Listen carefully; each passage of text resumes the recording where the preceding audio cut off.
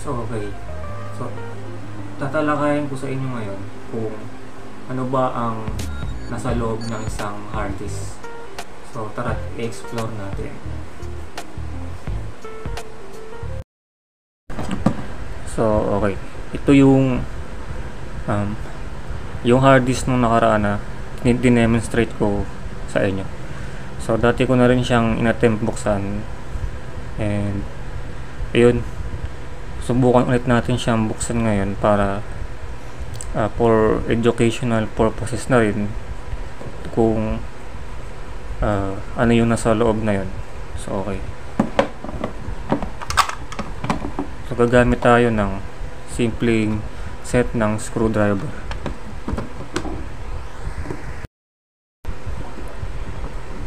So,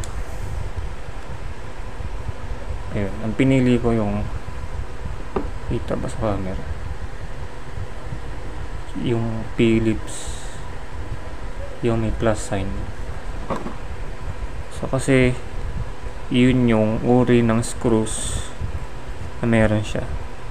So, yung isang klase niya, yung parang pentagon. So, depende pa rin sa hard disk yun. So, okay. Subukan na natin buksan.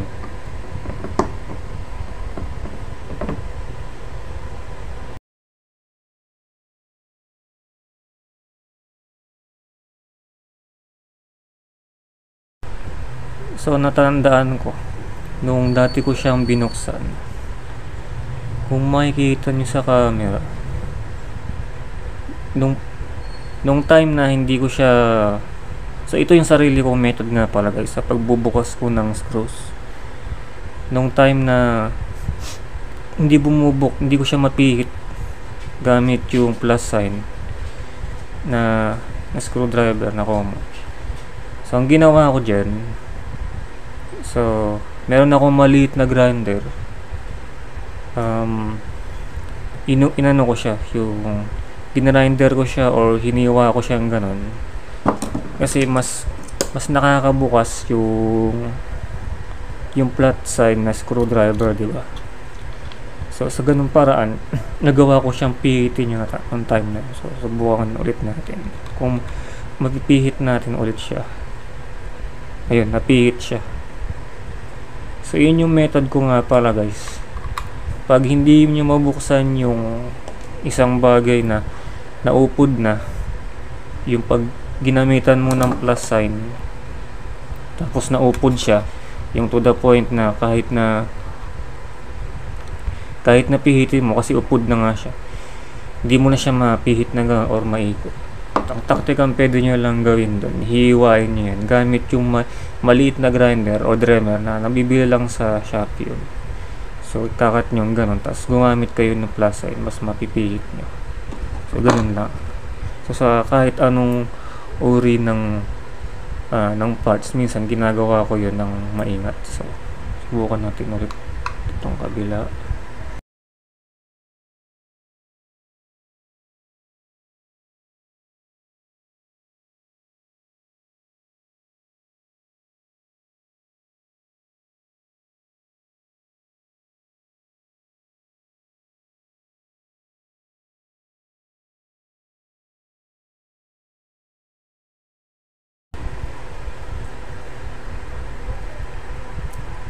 So, meron siyang screws dito sa may gitna. Kaya hindi siya mabubuksan kahit natanggalin natin yung anim na yun. Tatanggalin din natin to. Ito yung nasa yung gumaganon. Yung sa pinaka disc niya. Yun yung screw na to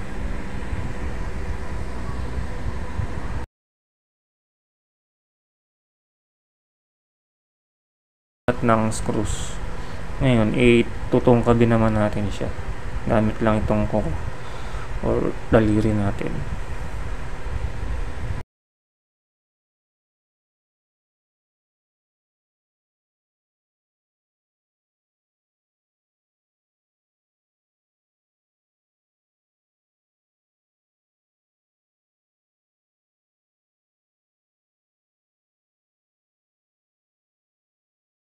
sira na nga pala to guys.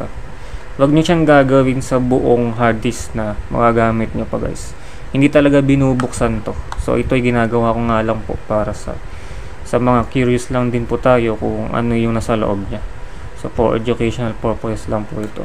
Kasi pag nabuksan yan guys, bawal kasi magkaroon ng ano yun ng dust, kahit dust lang or madumihan, masisira yung pinaka disk niya. So ito ay ginagawa ko dahil sira na po siya at hindi na nagpa-function yung disk niya sa loob.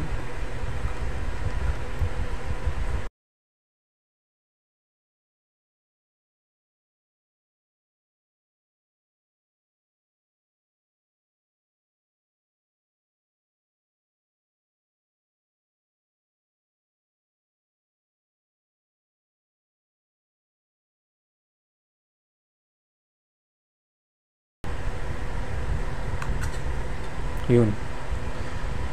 So nabuksan na natin siya.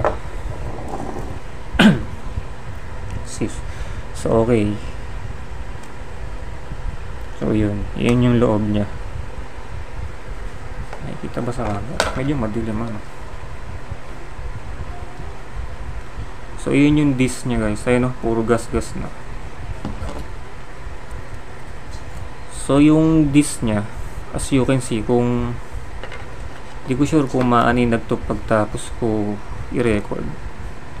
Pero kung mapapansin nyo, marami na siyang gas-gas. Pagkatapos,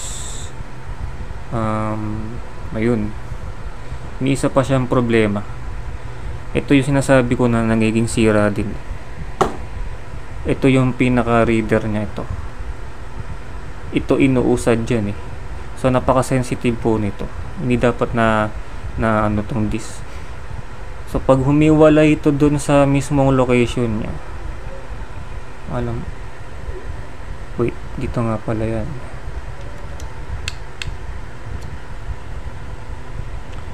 So pag humiwalay ito dun sa mismong disk, ayun na may gas-gas.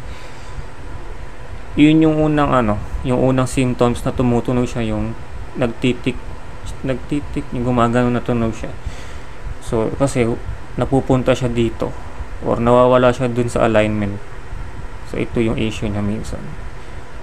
Tapos pag marami na ring bad sector, so ayun, yung maraming gas-gas na yun, so dyan na i-store yung ating data sa maliit po na disk na yan. So yung tinalakay kong bad sector nung nakaraan, yung pag nag-scan ka sa HDD Sentinel, tapos bukod sa kulay green ng mga pixel, pag may lumabas na pula, sa loob na yan matatagpuan yung physical aspects po nun. So pag nagkaroon ng bad sector, ibig sabihin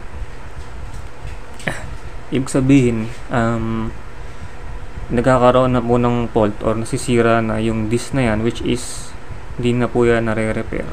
Or kung ma-repair po yan, may nakilala yata ako dati, nakapwa ako technician, siguro skillful talaga siya, or yung ibang technician na mas mataas yung level ng skill, ginagawa nila, pinapalitan nila ng disk, tapos yun dito yata, ito yung tinatanggal yung pinaka-controller niya, tapos kumukuha sila ng ibang disk. So, pero mahirap din i-attempt yun kasi pinoprogram pa yung pinaka motherboard niya.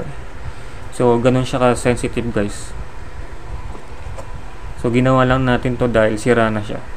Pero kung ito ay buo, hindi ko ito tatanggalin guys. So hindi siya pwedeng tanggalin kung buo siya. Kung nare-read pa siya dun sa computer nyo, at least hindi siya katulad nito na hindi na siya nare-read tapos nagtitik na lang yung tunog niya. So hanggat maaari, kahit na gusto nyong ayusin yung hard disk nyo, huwag nyo gawin to kasi mas lalo siyang masisira. Kasi bawal talaga madumihan yan. Bawal madumihan yung disk na yan na nasa loob niya. Hindi siya katulad nung CD lang nung araw na DVD or sa BCD kung saan yung pag pinunasan natin ng cloth lang, pwede siyang gumana. Hindi siya ganun guys. Hindi talaga siya pwedeng buksan kung nagpa-function pa siya. So iyon yung properties nung gantong uri ng hard drive. Okay, thank you for watching, and I hope na na-share ako kahit konti, and see you soon to my next video.